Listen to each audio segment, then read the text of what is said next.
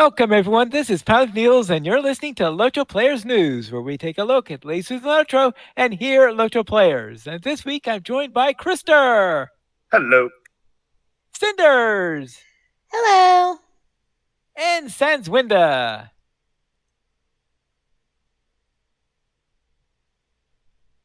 Sans? Hello. All right, for a moment there, I thought we were Sans. Uh-oh. Sorry. Yes. Now, let's into our game news for this week. And not exactly a busy week, but we do have a bull rower build. Ooh. And this is Update 45 Allies and Adversaries Beta number 2. And they got a bit of feedback going on all this stuff. This was held from Tuesday, June 24th through Friday the 27th. And during the midst of this, they also had a special event testing out some stuff for the Legendary World, where they were testing out the next round that they're going to have with the Nazgul event. So they're testing out ring rays and stuff like that during one of the weeks. But of course, that stuff isn't going to be on most of the areas. But let's see what was on the actual main beta area. First off, class changes. Yes, the Hunter class changes. We're ready for the first round of feedback, and the Burglar class changes. So we're starting to get some testing on there. For the Huntsman, the following changes aim to keep the gameplay distinct from Bowmaster, with no inductions and greater access to bleeds and melee damage. The Huntsman playstyle should retain its focus on mobility and flexibility, with the ability to deal potent burst damage through a combination of bleed cash outs and rapid fire focus spender skills. Now, Sans, how does this sound good to you, or does this sound like a disaster? The Hunter changes? Yeah. Just that paragraph. I'm not asking you to read down in details stuff like that, since I figured those are going to change. But that blurb, how does it sound to you? Sorry, I was down in the weeds. Maybe we'll go into the weeds then.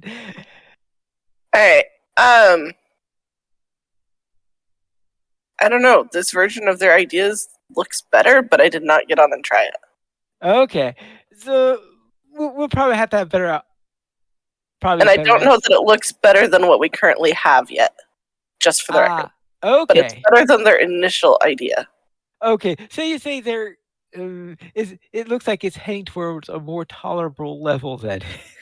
Yes. Okay. And it might turn out to be good. I don't know. All right. We will see. Okay, so there is some hope for it then. All right. Because I can't remember if it was for you or for somewhere else, where the initial round I thought I heard a little unsure about it vibes. The initial round I really didn't like. Okay. This round looks better. Okay. I'm still not sure why, as a blue hunter who can run backwards away from enemies while shooting them, I would want melee skills. But that might become obvious in time. When kiting fails. Right? Like, maybe they're going to just put us into boxes where we can't kite? I don't know. There's some times where I feel like that's would you just be a box kite? I would try. Right. No, I've noticed, like, even on the boats for the missions, if mobs get close to me, I don't reach for my melee skills. Like, I just finish shooting them. Okay. Most of the time, they're almost dead anyway. She believes in point-blank arrows. I mean, if I'm already wielding my bow, why would I change weapons? I mean, it's not as hard as in some other games to change from one to the other, but... And also, arrows are just as stabby. Just poke them with your arrow. I mean, I tried working in melee skills at one point into my, like, rotations, but it didn't ever really make sense to me. So they're on my bar, but I just don't ever use them. Out of curiosity, when you're playing a lore master, do you ever use melee skills? Me? Oh yeah. It's Okay, like the third so skill in my My- rotation is my staff strike, all right. which is My a lore melee master skill. does. And my mini does sometimes. Okay, so it's just your hunter where you feel then that the melee skills are outside of the realm. Like, they might fix it so that they provide a good enough benefit to be worth using. But as it stands, Why? right, like the minstrel one makes sense because you can hit them and you regain health. Okay. Like, that's worth it. But I don't hit them to do damage. I hit them to regain health. Does that make sense? Okay, yeah, that makes And sense. like my lore master, you can crack them with the staff and it brings down lightning. Like, that makes sense. Because it operates like- both ranged and Like, it does something melee. Yeah. worthwhile. Whereas like my hunter ones, like, sure, I can knock them out, but as soon as I touch them again, they're gonna be hitting me again. Or like, sure, I could, like, for a while when blindside was melee, I did use it because it interrupts. And like, I would even like run into a mob to try to interrupt them if I had to, but it was annoying. Right. And so much better that it's ranged now. But like the other ones, I don't know, it just, they don't seem to provide enough of a benefit to be worth letting go of the damage I'm already doing. Oh, okay. So their idea of like increasing the damage they do might change that.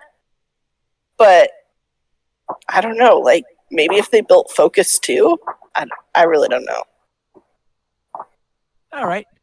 Let's see what's for red line then. For the Bowmaster, the following changes aim to maintain the status quo of the resolute long-range archer, releasing a continuous stream of high-damage arrows as long as you're able to manage your focus and use inductions relatively uninterrupted.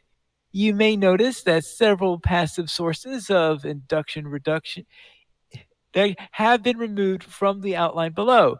Passive induction reduction has crept up so high over the years that many bowmaster hunters have grown accustomed to having at least minus 75 to minus 85% induction durations at all times. In these changes, we pulled back on that a bit in exchange for higher direct damage, slowing down the flow of skills use as a little bit in favor of the more potent individual arrows. I feel like this is basically saying playing a bowmaster is going to be more boring. Because you're going to just be sitting there waiting for your skills to go off. Well, I mean, like, it doesn't sound like it's going to change the DPS that much. It's just going to make it so, like, you're doing fewer things to achieve.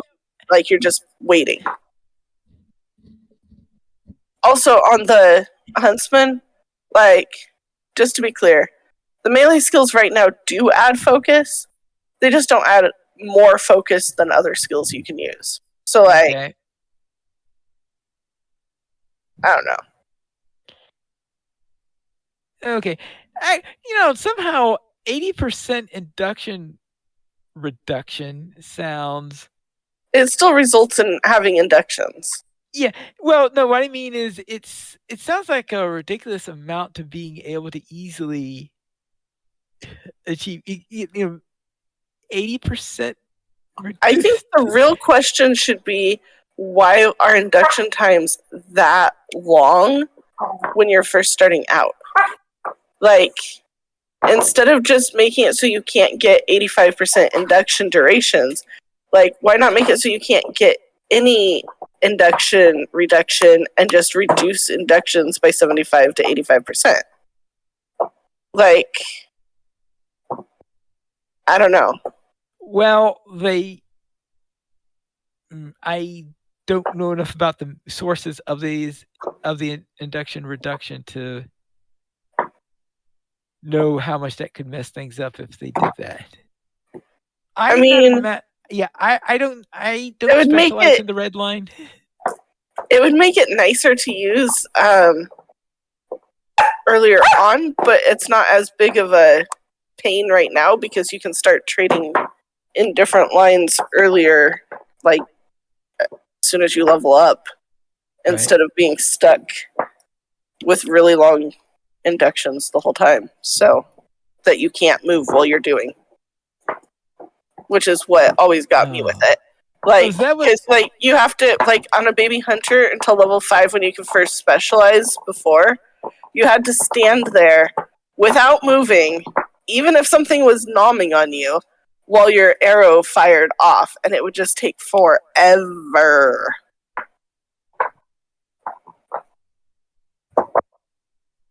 Okay. So I don't like, and it might just be that I'm not very patient.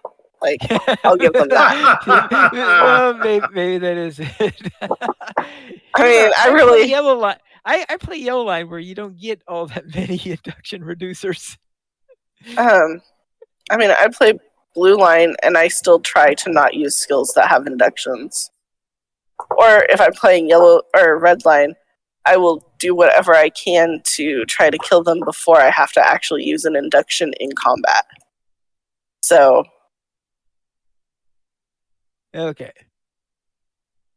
Now, speaking of yellow line, for the Trapper of Foes, the following changes aim to overhaul the specialization into one capable of matching other true support specializations, such as the yellow line Lore Master, Burglar, or Mariner. These changes would minimize the specialization's focus on traps and routes, which are both awkward to use in combat and functionally less useful than the abilities available to other classes. In their place, the O-line hunter would have greater access to more useful CC like stuns, mezzes, and knockdowns delivered with more ranged skills and more interaction with your focus resource. so my question to this is, what makes those CCs more useful to a solo player? I don't think, and this is just me, so you guys can correct me, but I don't think that stuns, mezzes, and knockdowns are actually usually more helpful for a ranged, for my solo DPS class. Like, I can see if it's a major group stun, like the vivid imagery that the Runekeeper can put out, like, that's pretty useful because you can stun a whole bunch of them and then finish one at a time. But like, if you're single stunning one mob or something, and then you immediately hit it with something because like that's what you do when you're shooting it, it immediately breaks the stun, and then the mob is chasing you just as fast as it was before. Well, Whereas that's mezzes. Okay. A stun isn't broken when you shoot it. The mezzes are longer, though. Stuns are usually very brief. Okay. I feel like either one breaks with damage, but I might be wrong. I'll go read tooltips again. Like, one of them just has like a couple of seconds before it breaks on damage, and the other one like is much faster. But I feel like being able to like, one of the things that I've enjoyed on my Yellow Hunters is being able to root an enemy that was running after you waving a sword in place while you move backwards and shoot it. Well, I do know of one advantage of stuns over roots. Okay. And that is, now this isn't single target case I'm talking about here, this is multi-target case. And that is that when you have a root, if that opponent has any sort of ranged weapon, even when they're backup weapons, they're just throwing those things at you constantly while you're fighting your chosen foe in there. True. And That I would say, at least with a mez, in that case, is working there. But I know that switching back and forth to targets is such a pain for me that I suspect I don't have the coordination in order to handle that scenario all that cleanly, that the traps are easier for me. That makes sense. Yeah. So I mean, like, I really have enjoyed the changes that they made with making the traps more useful in the last update to the Trapper of Foes. yeah. Like, that's been a lot of fun to run around and play and throw out traps and, like, completely change the dynamics of the interaction. Like, I mean, I might have taken a yellow line hunter and run around and just gathered as many enemies as possible and then caused as much chaos as possible, and it was amazing. Which is not how I know you would use it. But, and I did almost die. And I would have if Grindas had not been there on her yellow hunter laughing and managing to help me. But, I don't know, like, they actually made it work. And that wasn't the first thing I did with it. I did test that it was working before I tried that. Okay. But, I don't know, like, with the traps actually doing more damage, it's been a lot of fun. So, I don't know, it'll be interesting to see what kinds of stuns, messes, and knockdowns they're going to actually deliver. Yeah. Maybe 'Cause I it should go might around make and it- try testing it. I'd say it might be another good change. I don't know. All right. Maybe I'll remember to be able to get in and do some testing on this, since I do have a yellow line hunter, so maybe I could remember to go into there. Please note that there are some planned changes and revisions which have not yet been implemented. In particular, trait trees have not yet been reset, and some skills may be available in inappropriate trait specifications, etc. If you have any skills inexplicitly missing as of this beta, please visit the class trainer and all that stuff. So in other words, they've got the changes in there, but the links and all that stuff were not all perfectly fine yet. So maybe it was for the better that I did not have a chance to do it this week. So then they go through the specific skills for all of them. Maybe it'd be better to go through this next week, maybe after another round. Because probably let it get closer, because it changed It changed from the first one to this one, and I'm sure it's going to change again. Yeah, so there's quite a bit in here. Let's see. Like, explosive decoy now has significantly reduced morale, allowing it to detonate almost immediately after it is attacked and without waiting for an arbitrary delay.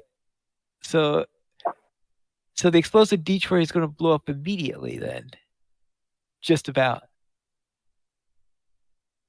Yeah. Which, okay. like,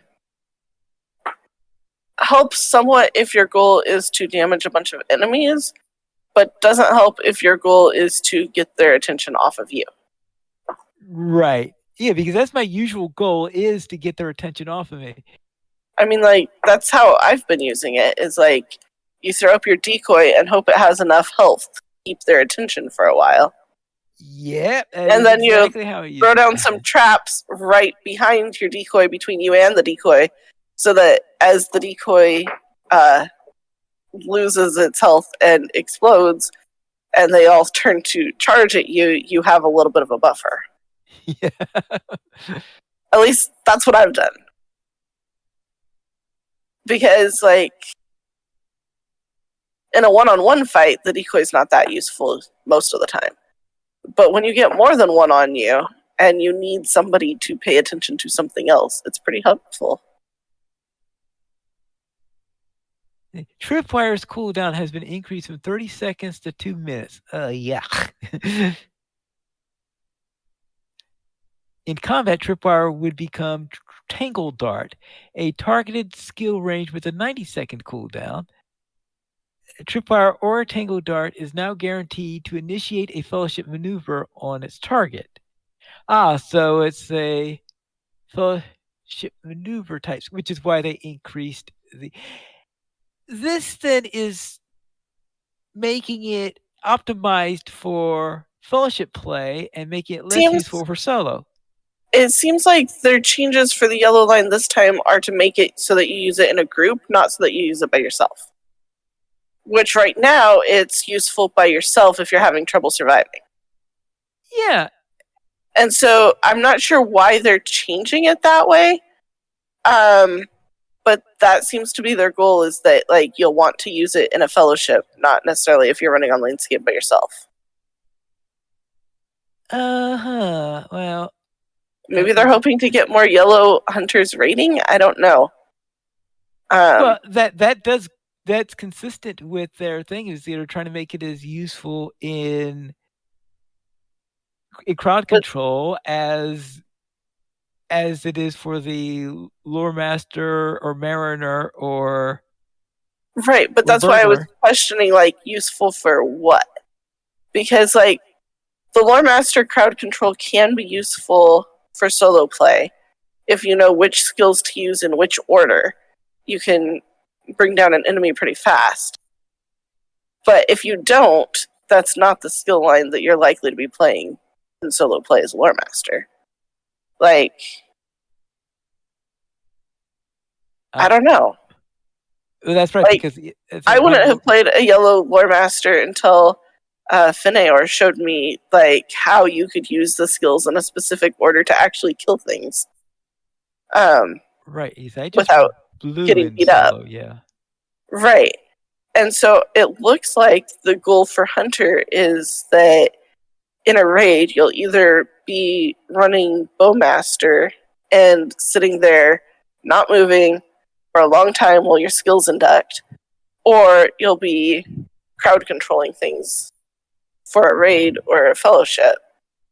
And that on landscape, you're going to be running around in blue line or frustrated with long inductions. Yeah. But maybe I don't know. Yeah. Maybe one of the things is that hunters are notorious for having a relative. I don't know if it's true today, but I know that for WoW, hunters were notorious for having the largest percentage of the population as hunters, which gave them trouble getting into raids because there's so many of them. So they wanted to make sure they had another role within a raid that they could do other than DPS. Maybe, but like,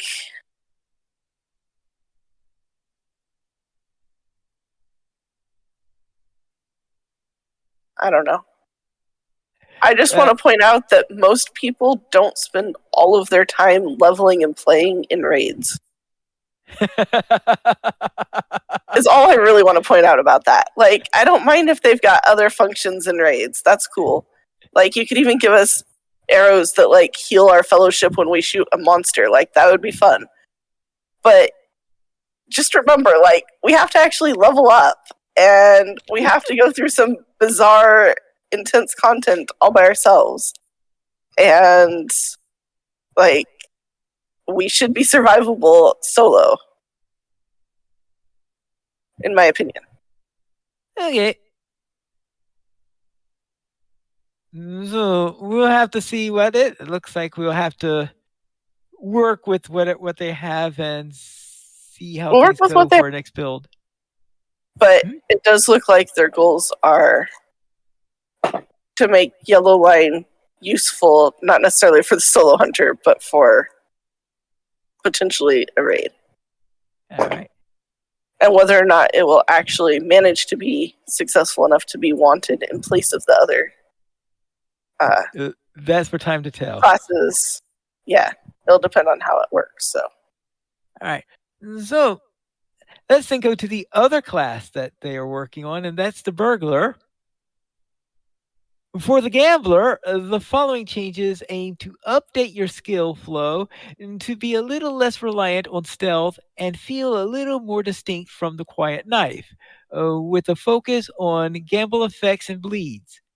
Gambles would be a little bit more dynamic so that they are not just maintenance buffs and would interact with more of your skills than they currently do. That was what I was wondering. I sometimes would run Blue Line on a couple of occasions and wonder, so what's this gamble thing they're talking about? So it took me a long time to figure out what they were talking about when I tried Blue Line.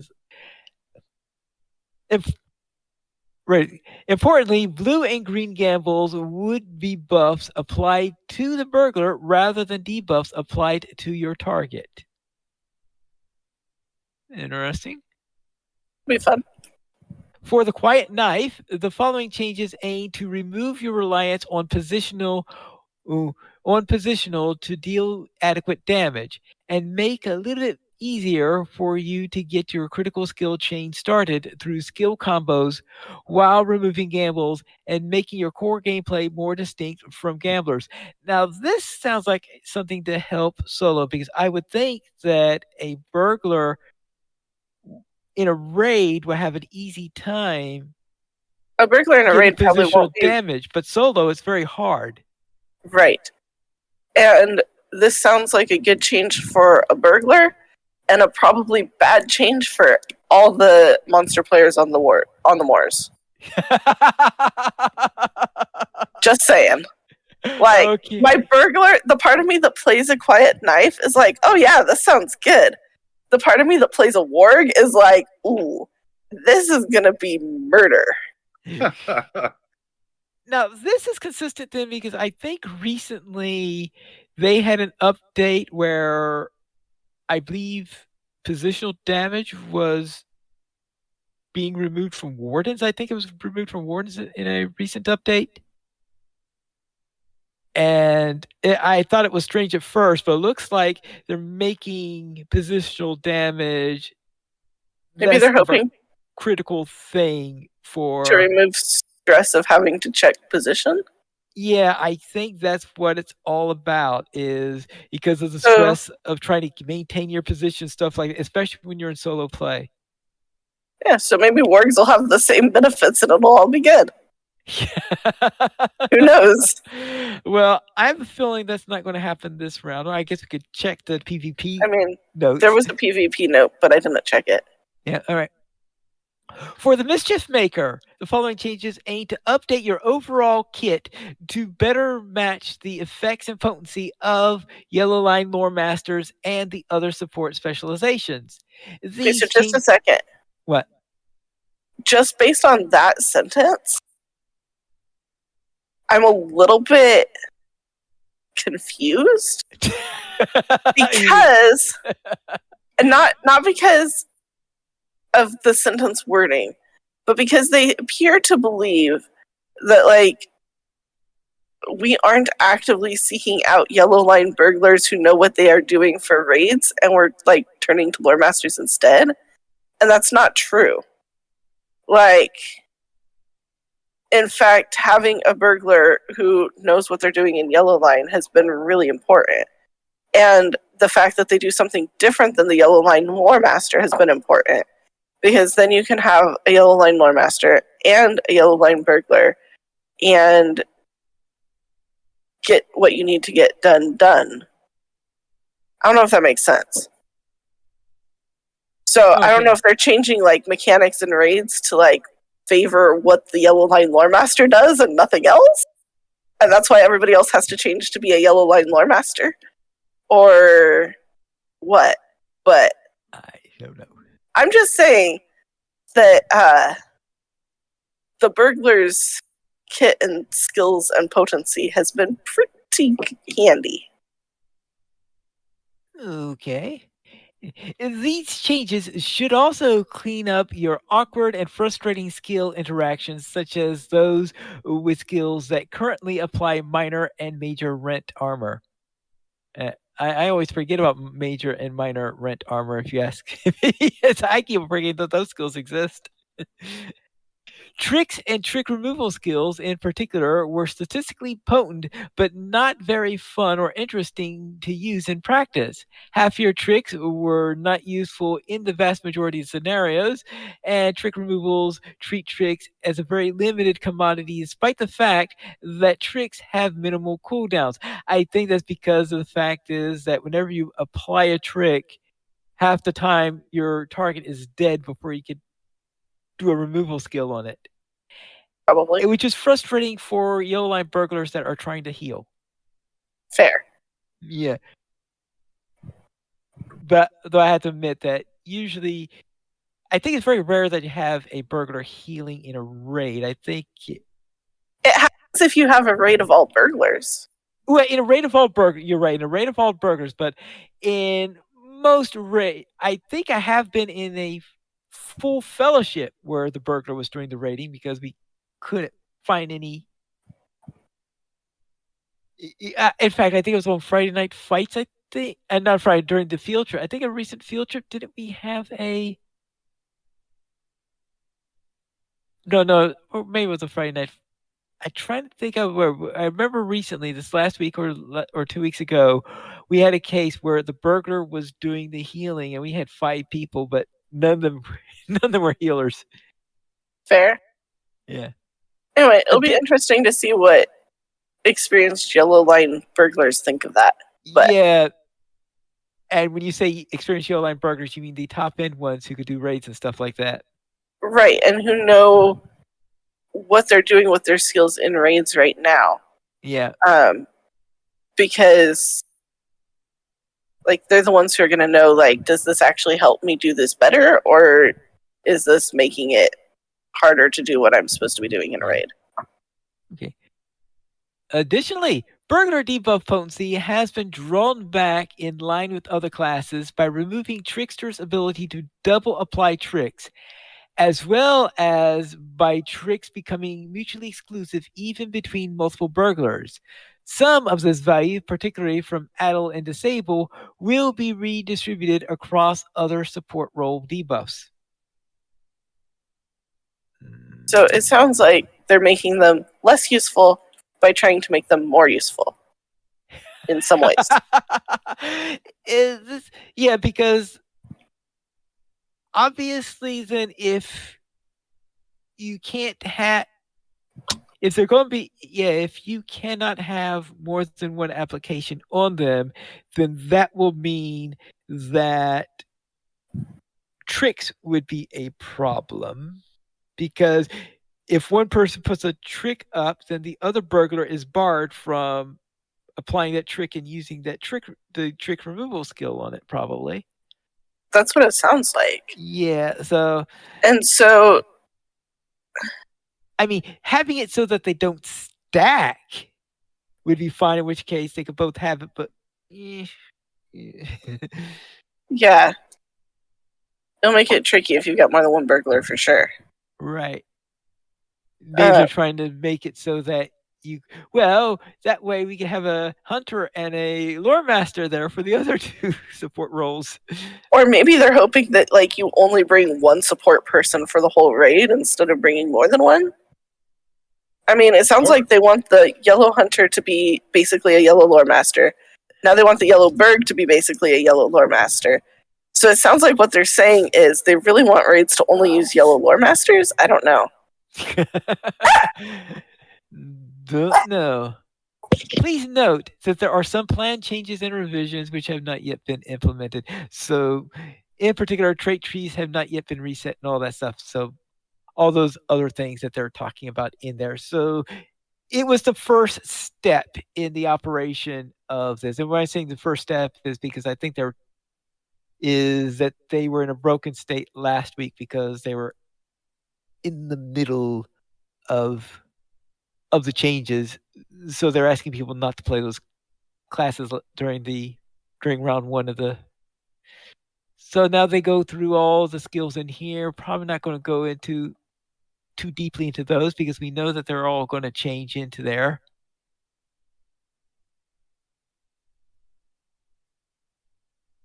Hold on. Let's see.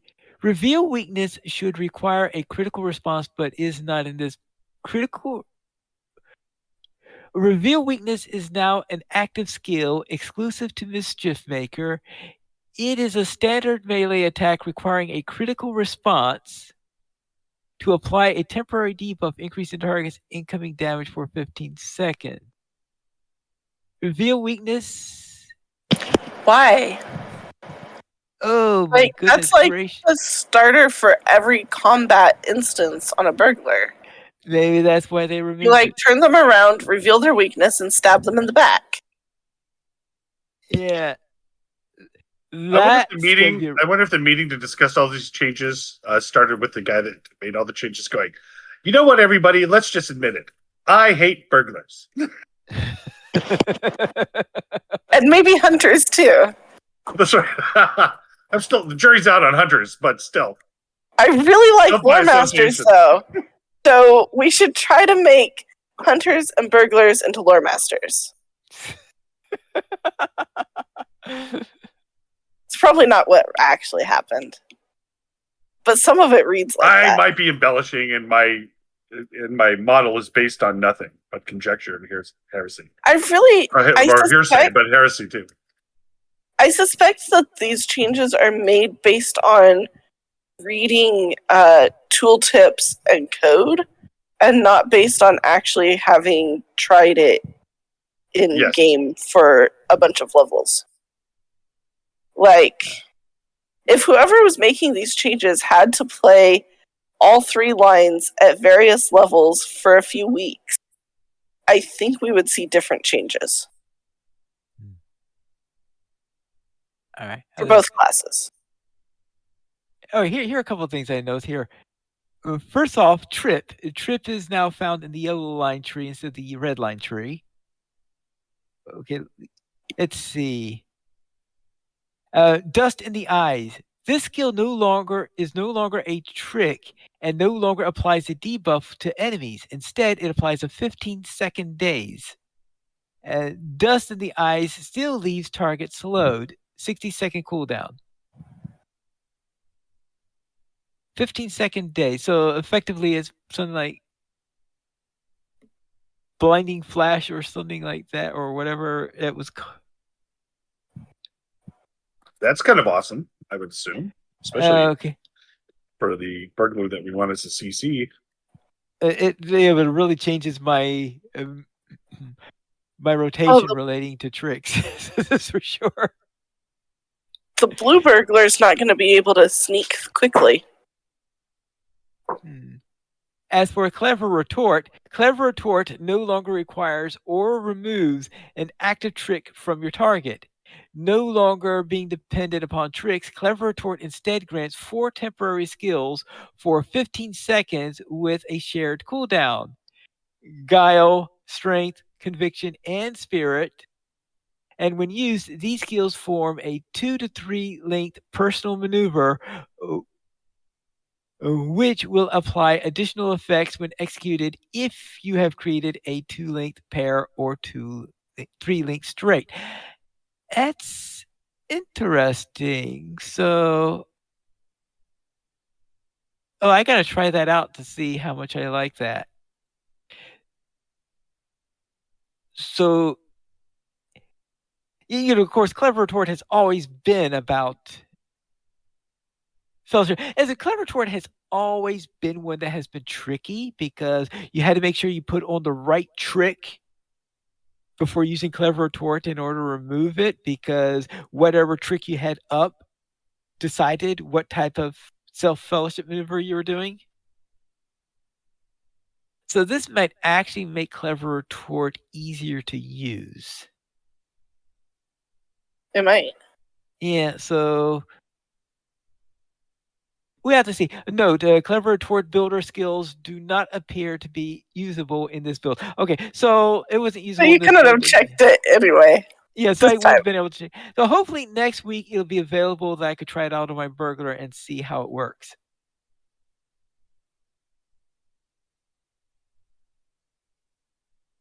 All right, and then lots of other changes. I'm not going to go through all of the changes since that would A, take a long time, and B, I suspect that half of what I say will not be true next week. Probably. Yes. At least hopefully they're still making changes. Next, Kinship Refresh Phase 1. This phase is less interesting phase and one that they're working on. So this is still, I think, talk about the same thing as last time, is asking you to perform the various functions of kinship stuff, report any problems in it, because this is all the background stuff they need in order to do what's in the future. And they want to make sure they didn't break anything in the background before they start implementing anything serious, because if there's something wrong now and something bad happens when they add a new feature when they get around to it, then they're not going to, okay, was it when I added this new feature or was it during the background stuff? So they're asking people to test to make sure that everything is working fine. I think at least one item has been reported, and I'm hoping that they've had a chance to fix that up for the next build so that we have a nice solid kinship system and all the updates are in there and in for the new infrastructure so that we can get those kinship upgrades that they're planning. And I'm sure a lot of people want some upgrades to the kinships. I have no idea what they're planning yet, though. Okay, now to talk about more changes. So they have the usual things in there. I think I read that section out a couple weeks ago when they had the PVMP changes. So I'm not going to mention those again until next time. But we do have some release notes here with some updates in here in yellow. A special note. Homesteading coins have replaced premium housing writs as the currency used for purchasing premium houses and refunded when a premium house is sold. Any premium housing writs in inventory will automatically be turned into 5 homesteading coins per writ. Any premium housing writs in bank, shared storage, and mail will automatically turn into 5 homesteading coins per writ as soon as the writs enter your inventory. That is something that they warned us about 2-3 months ago. So they're finally getting around to doing that with the homesteading coins in there because they wanted a finer granularity for these coins, so that I think Lalia's Market was one of the reasons for it, because adding housing items into Lalia's Market, they wanted to be able to charge it. They didn't want to make the smallest item 1 mithril coin because they didn't think it was something that would be worth 1 mithril coin. So they wanted to be able to have these a smaller currency so that you'll be able to operate with that. I get the impression that that was the driving thing for this whole thing. But okay, we'll see how that works and see what you can get with them other than houses, of course. As for festivals and events, Further Home now has a dockmaster that provides routes to Breetown, Minas Tirith, Midsummer, and Umbar Baharbel. The question is this update going to be released before the Midsummer Festival goes away? Yes. There's a stuck spot in Further Home that's been fixed, and the correct ribbons should now be rewarded for the Forester event. As for items and rewards, light, medium, and heavy barter vendors and Glandreig have a new set of cosmetic armor available. These are the old Eldakar, the Causeway, and Armory sets in cosmetic form.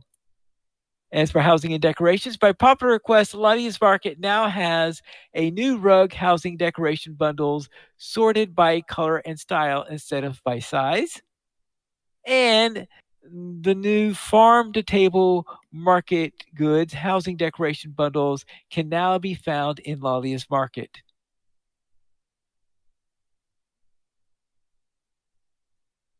And as for the Entmores, oh boy, lots of stuff in the Entmores. I think I better save the Entmores, since I get the impression that the Entmores is very, very much still a work in progress. So I do want to know if they said anything about. You were talking about wargs, or we were talking about burglars? We were talking about the burglars. We were mentioning something about the wargs. I didn't see anything as I was reading through it. But they're another class that relies on stealth and position. Right. And so it'll be interesting to see what happens. Yeah, I don't see anything in here about wargs, so. Fair. Either way, birds are going to be more deadly on the moors. Yes. Landscape. The VIP usage requirement for swift travel routes between Mossford and the other starter locations, Sorenscape, Kellendim, and Mickeldelving, and Breetown, have been removed. Okay, in other words, now being treated as a starter zone. Excellent. Okay, stuck spots in Ubnishir have been fixed. Floating resource nodes in the fields of Duragar have been fixed. Minor physics issues in Jack's Finale have been fixed. Floating decor in the Prancing Pony has been fixed. And orc trapped in a rock in Fanuizo is now free to conduct shenanigans again. And finally, the Mariner and Brawler trainers have been added to Thor's Coombe in Enedwythe.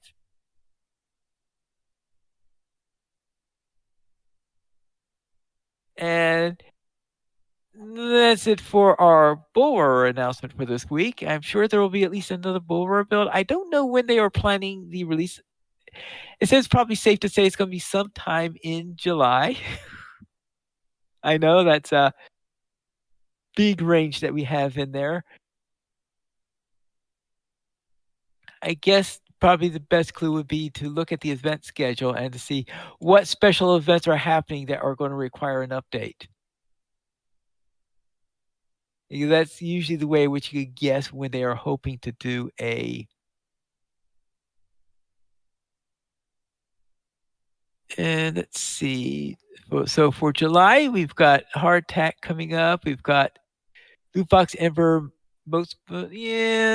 None of these look like things that are.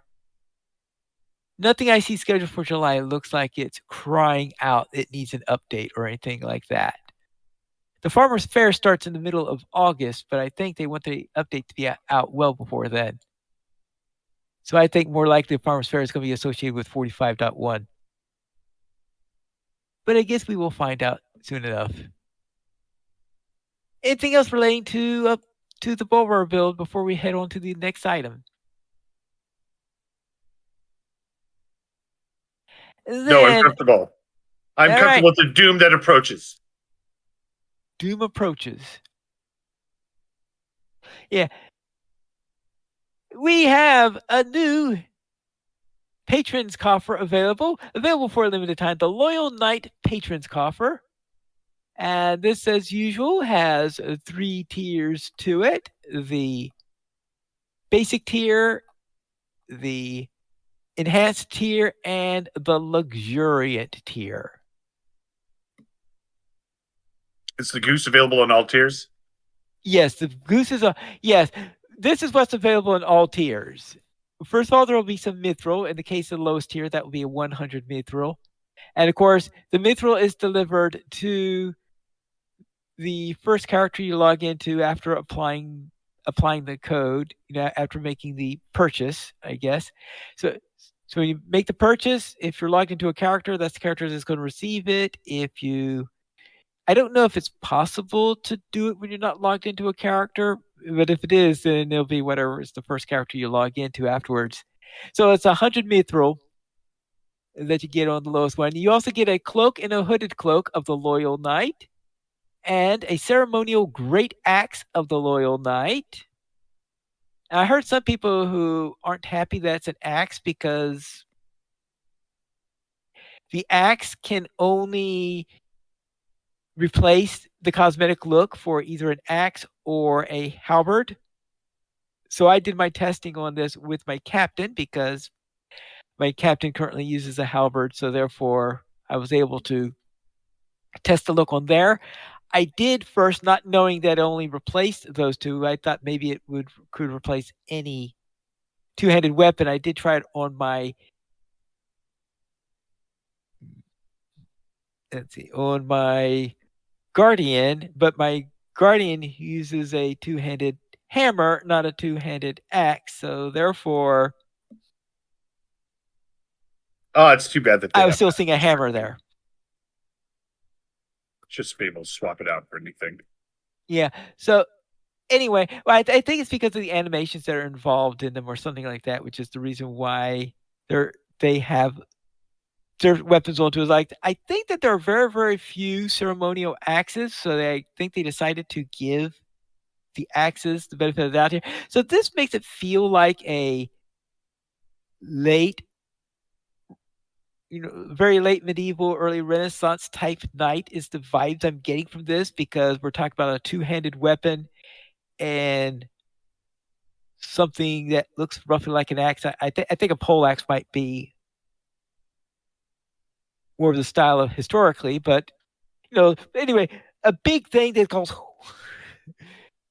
that can take a chunk out of your opponent, so to speak, in there. And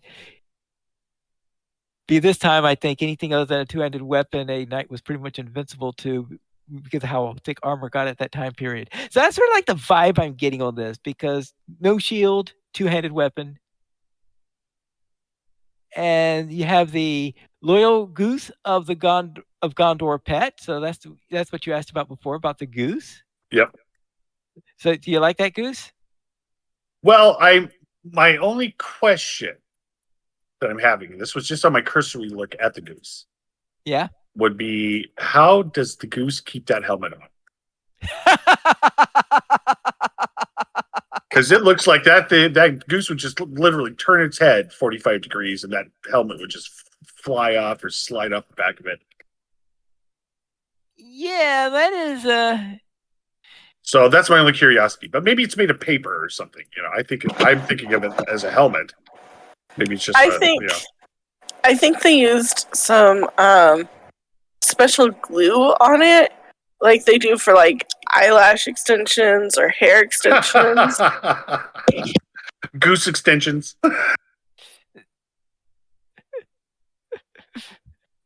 So this is for feather extensions? Yeah, so I'm rarely motivated by actual power in the game, but those shoulders as well on the cosmetics, Krister might have a reason to live again. All right.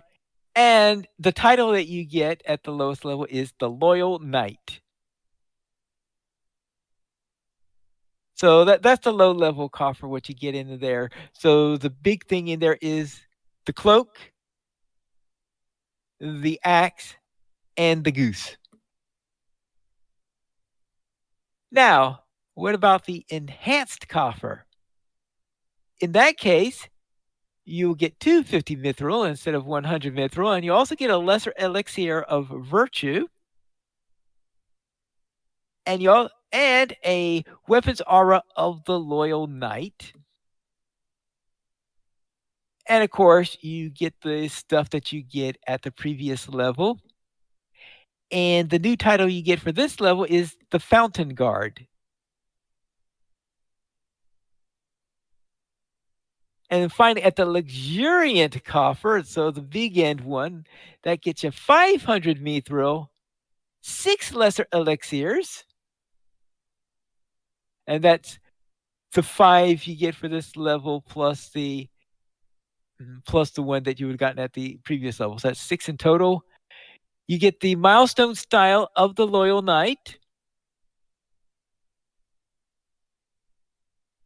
So another new milestone one. This one involves a banner use in which you're showing on that particular milestone skill.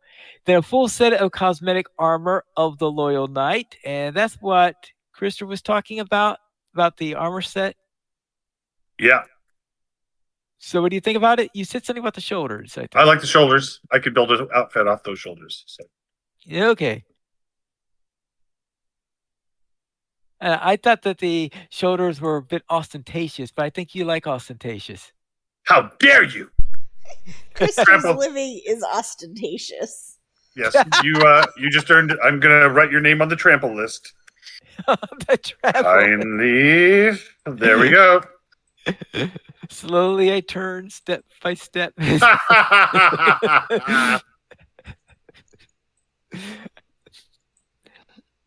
Yes. And of course, you get the stuff that you got from all the previous ones. And the new title you get here is actually a prefix, which I don't know too many prefixes that they have because I have seen other prefixes, especially in relation to I think in PvP, PvP, I think some of those titles are prefixes, unless those titles are separate from the regular titles. But yes, these are prefixes, and the prefix is knight. So for example, with Krister, it'll be Knight Krister instead of Krister. That has a nice ring. Yeah. That has a better ring than Krister Band from Harwick. You just wear that title the next time you go into Harwick and fish slap them if they say anything. Stupid Harwickians. You bounced three checks in that town.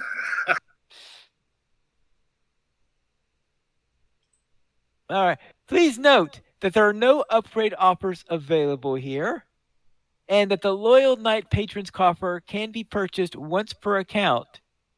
The Mithril and Lesser Elixirs of Virtue are delivered once to your account to the character you logged into when making your purchase. The Loyal Knight Patrons Coffers are only available for purchase in the LOTRO store once you have a character logged into the game world. These coffers are not available for purchase from the characters okay, that answers the thing that I mentioned earlier, was because I was wondering about the possibility of whether or not you could do it from the character's screen. So the answer to that is nope. You have to do it from a character, and that is the character that's going to get the mithril delivery, or I guess it goes to the server of the particular mithril delivery, and that the virtue goes to whatever character you're logged into. Okay. That works. And then at the bottom, they show one knight preparing to fight an orc with inside the full gear. Hey, any more questions about the Patron's Coffer? It'd be cool if you could get one per character, because then Sans could take out a giant loan and ruin herself financially. But then she could get 5 trillion patron coffers, and then her LOTRO characters would be able to found a dynasty with all the mithril. Wouldn't that be cool? That would be cool if the mithril was per character as well as. But I think some people would probably end up exploiting that. Yeah, that would be exploited on there. Cool. It would be. I think it would make sense though if it were per server, especially with only. Yeah. Well, with all the reduced number of servers, at least one European server and one American server. Okay, yeah, maybe. Okay, in other words, the ones that you can't transfer. Right, one on either side. Yeah, I don't think they have the tech to distinguish that. Probably not. Yeah, I think that's sort of the big question on that one. Yeah, I don't think the tech is around to. But it would be cool, even if you got the same amount, if they split the amount in half, and your first character logged in got that first amount, and then if you log that character in again, they get the second amount. But if you log in a different server, I don't know. It'd be too complicated, probably. Well, I think it'd be too complicated. And besides, if you... Yeah, it sounds too complicated on there.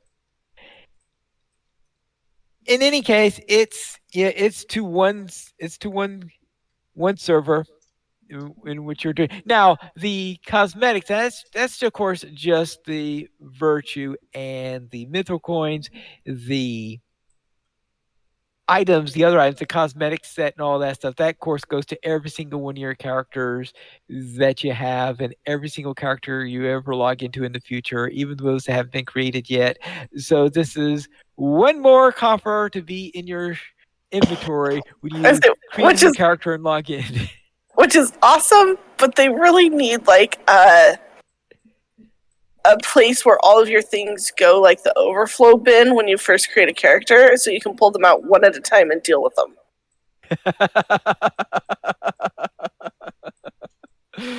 Yeah.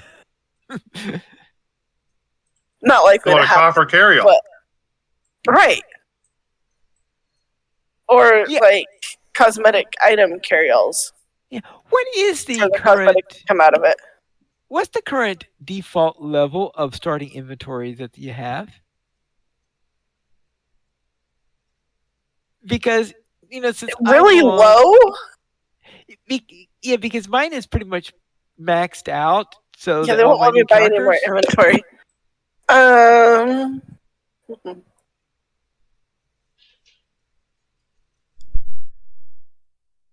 So I have no idea whether or not it is possible to be in overflow when you first log Okay, into a so character.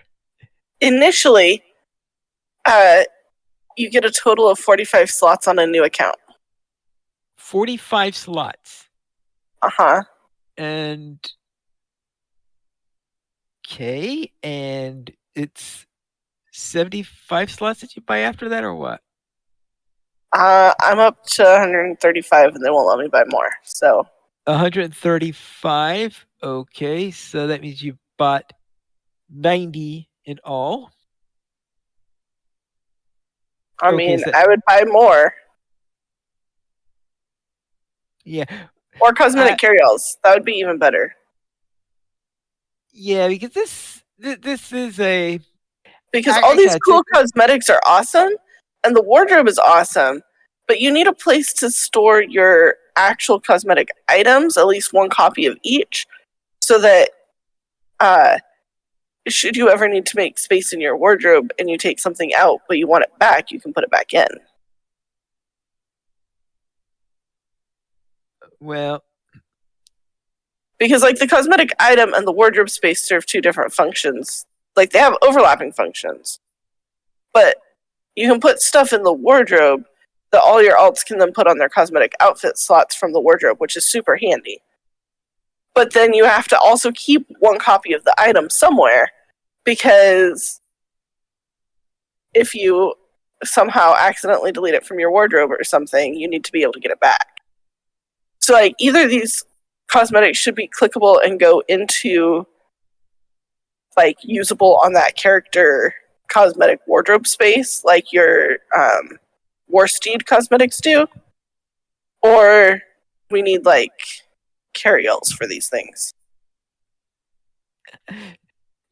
or both. I mean, like you could like choose which option works best for your playstyle. oh well. I've got new ideas to monetize here, guys.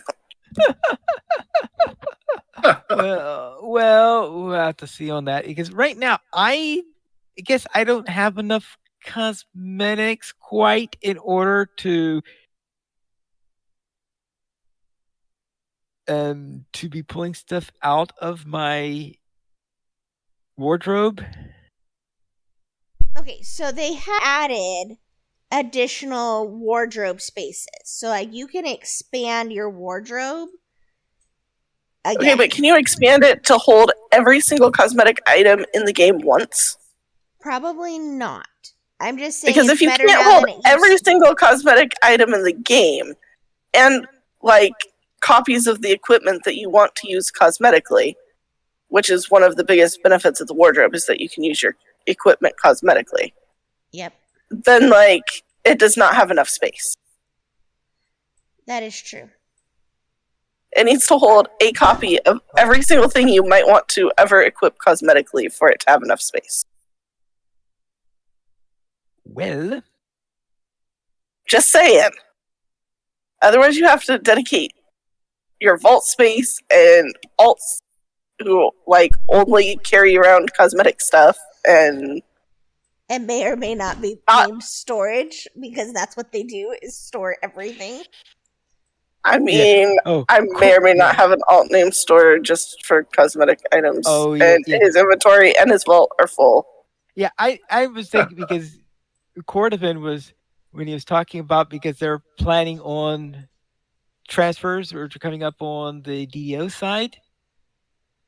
And even though he didn't talk about this type of thing on the LOTRO side, on the DDO side, he says, yeah, he has like a Cord Bank 1, Cord Bank 2, Cord Bank 3. Well, and like, yeah. okay, so think about it though. Like, if you could use your wardrobe just for items that, like, are technically equipment that you want to be able to use cosmetically, Yeah, which is the biggest feature of the wardrobe, right. and your other cosmetics, you could just right click on and they go into your individual alt or into your account cosmetics that you can then draw from maybe on a separate panel of your like it could even just be a second button on your wardrobe that like goes to actual cosmetic items versus items you've turned into cosmetics. Like, then all of these coffers with all of these cosmetic things wouldn't be creating inventory problems. And then you would have more incentive to buy them without having to do but then if I create a new character, then like they immediately have no vault space, no inventory space, and I still need to quest and do stuff on them. Problems. That might just be a me problem. Well, I'm wondering if there's a possibility that it could be treated more like they are with the bauble system, right? Where, because the baubles function very similarly to the Warsteed cosmetics, where you click it and then it just goes and lives in that panel. Because the problem with the wardrobe that I think is probably the bigger problem is that once you've stashed something in there, if you're not paying attention, you can pull it out and delete it for forever if you haven't hung on to it on accident. If you miss the slot you were dropping it in, right? If somebody bumps your arm or whatever. Dog decides to jam his nose into your keyboard. Yeah, but Cat if prints it's across. like the baubles and the your Warsteed cosmetics and things like that, like they're stored in a place where even if you pull them off, they don't disappear forever. Like they're there still. You can just put them back on. And then, like, if I could do that with my armor pieces, I wouldn't have to, if it was like a permanent, I've stored it, then I don't have to haul around 95 shields that aren't good for anything for my character, just so that I can have that overlay for her. Exactly. Right? Like, and like, I'm okay if like the armor has to stay that way because we're kind of like using an awesome part of the system to turn the armor piece into a cosmetic piece. yeah. And like, armor, there's though, limited beautiful space for that. But like, if I could use my limited wardrobe space just for armor and have a different place where all of the actual cosmetic items that they're giving me from purchasing really cool content and cool supporters packs and cool whatever else, where it could actually live that wasn't taking up inventory space, that would be awesome. Yeah, I'd be willing to pay for something like that. Exactly. Sometimes I wonder if it'd be nice to, if you could, is you know how you open up the supporter pack, because you eventually get this little coffer that you open up inside that has all the cosmetics in there. Now, exactly. Usually the first character, I open it up on, put it into my shared storage, and all my other characters, I just toss the coffer unopened into the vault. Yeah, but if it worked like Warsteed cosmetics, you could just open it, right click all of them, and be done. Yeah, and then they disappear. Yes. And like, it wouldn't take up vault space. It wouldn't take up inventory space. Like, yeah, but that might be. I think there's so much selection in there. I have a feeling it'll be pages and pages and pages or something like that. Well, I'm wondering. I'm sure they could put a little search bar. Yeah. I mean, like, a search bar. My wardrobe already has pages and pages. And true. my alt inventories have, like, the inventories are stuffed and their vaults are stuffed who are carrying the opened copies of these cosmetics. And then, like, my vault is now filling up with unopened coffers of cosmetics on all my characters. Like, it feels like there should be a more elegant way to do this if they're going to keep letting us buy coffers and expansions full of cosmetic items. Actually, an idea. They have an idea from DDO. Uh-huh. And DDO, now in DDO's inventory space is a lot more limited than it is in LOTRO. And it's partly because, in addition to the raw number of slots, the total weight of all your stuff affects the game. Right. Because it comes from D&D. So in DDO... And your character can't carry infinite amounts of weight, unlike LOTRO, where I can carry whole boulders on my little hobbit. Right. So you're not allowed to, so you can't go around carrying infinite weight. Yes. So as a result of that, in DDO, they have the thing that when you buy a quest pack, when you buy an expansion, they have a NPC that you talk to in order to claim your items. And you're saying, and what that means is you can go and reclaim an individual item or box or something like this. Is one problem is because one of the items you could say is, okay, you could just delete the box and say and use /reclaim if you needed that back. The problem is, of course, is /reclaim is going to give you everything. Yeah, and it doesn't account for things that, like, all of my first characters I made got like many worlds cosmetics, but Reclaim doesn't give that back. Or if I go buy cosmetics from Lalia's Market, Reclaim's not giving those back. But like, we could have a system that would accommodate those things as well as the packs of things, and it would be totally fine if it was an NPC or if it was in our provider perks and you just scroll through and you say, hey, I want this item back. That'd be cool. Even if you couldn't just pull it out and equip it cosmetically, it would be cool if you could just reclaim it. That would be.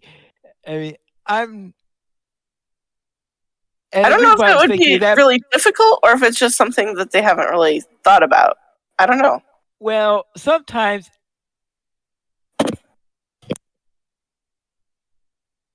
that's what I'm thinking is I have a feeling that they might go along a route, more likely go along a route that they have at least done before within the company, which is why I was thinking about the DDO side.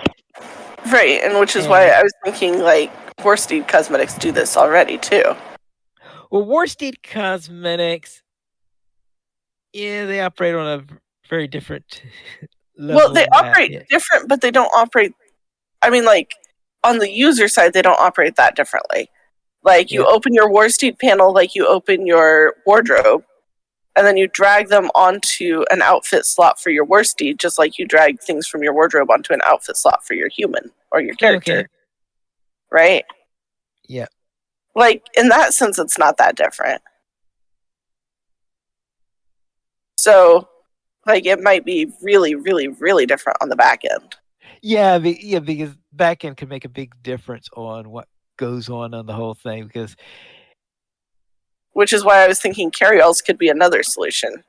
Yeah, because that's another thing they've got implemented in games already, and they could just search and let you store cosmetic items. I think they need like an extra huge one, though. Yeah, well, I think that that the current feeling is that the wardrobe serves the same purpose as the carry-all, so it's not necessary. At least I get the impression that's their opinion on the matter. Fair. I'm just saying that, like, you can accidentally permanently delete something from your wardrobe, if you haven't retained a copy of the item as well. And I think they should make it so you don't have to retain both the copy in the wardrobe and the actual copy. Well, we'll see. They probably won't change it. My inventory is overflowing. Yeah, I have a feeling one of the problems is that the more items that are associated with the account or something, if they can find a lighter way in which to store the stuff, they might be able to do something. Like, for example, the bobble system came around because I think they found a way in which to lightly store that stuff, but it's more limited on what items are in there in the inventory thing, because it could be just about anything that's wearable in the game can be converted into a cosmetic. It does not have the same tech that the bobble system has, so therefore it's a lot heavier to the system load. And right now the last thing they need is more things to add to lag. Like the actual items though that are white that say cosmetic on them, are the ones I'm talking about having a system for.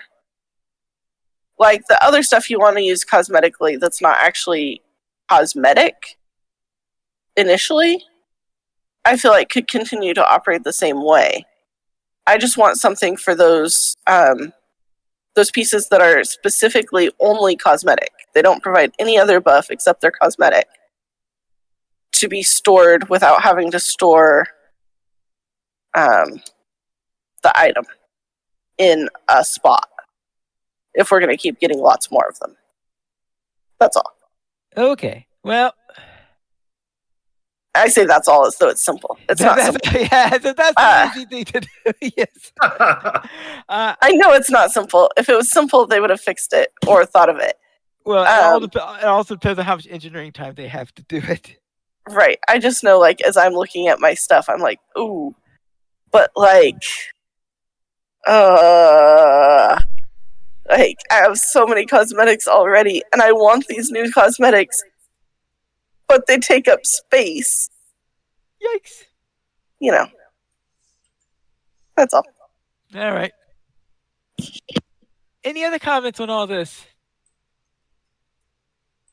Yeah, like so turtles. Therefore, if you plan to get this Patron's Coffer, do remember the potential impact on your storage. Let's head into our store sales and see what you can buy to fill your storage space. They've got lots of it available. Yes. Cinders, what's on sale this week? All right, on sale this week. Hot days, hot deals. Summer sales are here. I think we're going to hear that a lot this summer. This week's specials include 35% off milestone skills. Yay! 50% off pets, 85% off character slots through July 3rd.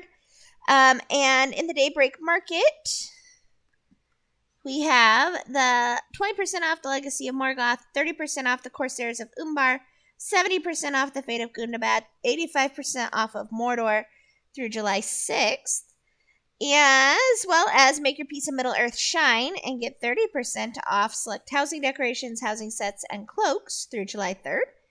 And weekly coupon Black Steel Key with coupon code CLICK, the number 2, unlock, no spaces in there. All right, thank you. Now, please note that the Daybreak Market is the one where you spend regular currency in order to buy the expansion, as opposed to the others which use LOTRO points. So let's head into our week in gaming. Krister, what were you up to? Well, I continued with the recovery from my loss of my machine last week, and I was now LOTRO is now functional, and I left a secret message for my kid. Well, I guess it's not so secret because I think Sans. I don't think Sans already saw it. I mean, I did see it, but it was very nicely secret. I believe it'll be a subtle Krister thing, which will just be basically it's annoying. And then I was asking myself as I was listening to us, our conversations regarding some of the changes. It's have we gotten to a point where we've played this game long enough that we're now like the boomer generation of Lotro, where back in my day you actually had to dismount your horse to walk through a door, but now you fancy kids with all your fanciness and simplicities. So have we become generational at this point? And then basically just this week was a little bit of everything. Downloading all this stuff. The one thing that stood out is this graphics card is really the graphics in some of these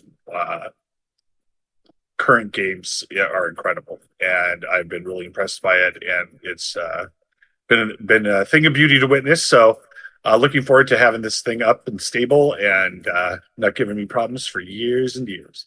So yeah, I better knock on wood right now. And so that was my week. Cinders, what did you get up to? Well, I played some Enshrouded with Krista and Sands, and we've opened up the path to the next boss by lighting all 8 of the big fires. And then I did finally cave, and I added an alt to ploy. So I am officially a kin member and not just an ally. But my main characters are not the ones that I put in there because they all have their own homes. With Cinders being in Mythgard and with M being in the family Ken Wanderlingus. So I wasn't going to move them out, so they will still continue to show up in their allies. But I am officially a kinmate for signing up and doing activities with them. And Welcome then to the dark side. I mean, You tried the we best, have now cookies. try What the about rest. cookies? I'm still waiting for the cookies. No, I can make my own. Ark Survival Ascended with Sands. We finally figured out the downloads. It's been like a year since we had played, so we got everything updated. And we spent, 2 hours trying to get all of the stuff going. And then we got in, and it was great. And then we started to run into all the little oddities, because one of the things that Sands does is she alters things like weight and maturation speed and imprinting speed and taming speeds and things like that. And we ended up with some hysterical stats and some very interesting little experiences in there. She fixed it when we took the server down before we played the second time, but it definitely was a fun little learning experience. And then I played some Stardew Valley with Pineleaf and Sands. We made it to the fall of year 1 finally, and it's been fun. Sands, how was your week? My week was pretty good. I do want to point out, though, you did not really want those babies eating more than that much food for a longer amount of time. Right? But it took so long. It took like hours for us to figure out why they were taking why they were still eating so fast after becoming adults. That was the problem. Yep. Anyway, I fixed it. I also did LI management, inventory management, skirmishing, and fishing in LOTRO this week. And, yeah, my field trip, Sandswinda, Minstrel, not Hunter, the only one, is struggling. Turns out that not playing very often doesn't result in having very much money. And allies cost a lot of money to reforge. So, that was interesting. And her inventory was already completely chock full. And then I got more coffers of cosmetics and stuff. And I can't even open them to get, like, the steeds and emotes out. Because then, like, it unleashes all sorts of chaos all over my inventory. So, because I can't guarantee that it's going to open. And, like, I can right-click everything that comes out of it. And then there will be another box with the cosmetics. Sometimes it happens, and sometimes when you do that, all the cosmetics come out too. So I need to figure out, like, which ones do which. But, yeah, so I finally got her inventory okay, and then I had to go manage inventory with Sans went on Peregrine, and it's still an ongoing battle. But yeah, it's getting a little bit better. And yeah, I did some fishing, and Pineleaf helped me find a good fishing hole for catching edible fish. Turns out the Belphilus housing neighborhood is a most excellent fishing spot, and Lindleby's not far behind. So that was pretty cool.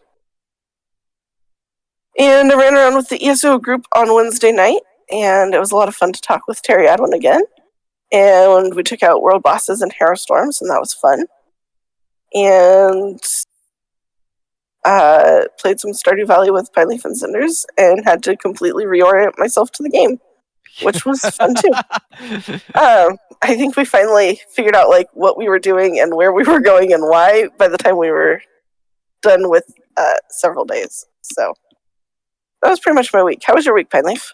All right. I'll begin with my lore master who woke up from a bad Palantir-induced dream. Thank you, Denethor.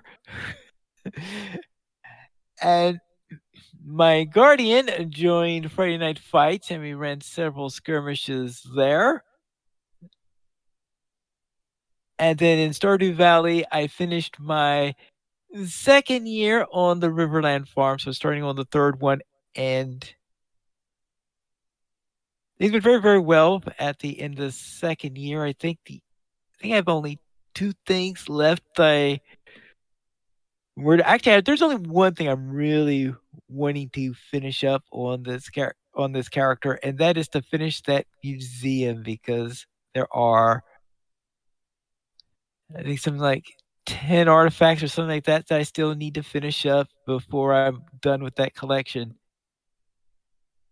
We'll see if I can do it. Again, like, I did manage to unlock masteries in there, and the first mastery I took was foraging, so I was able to plant some mystic trees so I could create some treasure totems, so I could be able to create artifact spots on the fly, and hopefully I could be able to get them into the right locations so that I can have a better chance of finding those artifacts. We'll see. And that's my week in gaming. If you would like to send us an email with some comments, you can send it to podcast@LOTROplayers.com. The Players Alliance has 2 shows. On Saturdays at 8:30 p.m. Eastern Time, we record LOTRO Players News, and we record DDO Players News when Drac is available. You guys choose our shows at LOTROplayers.com/live. And that's all for tonight then. This is Pilot Needles reminding you to skirmish responsibly.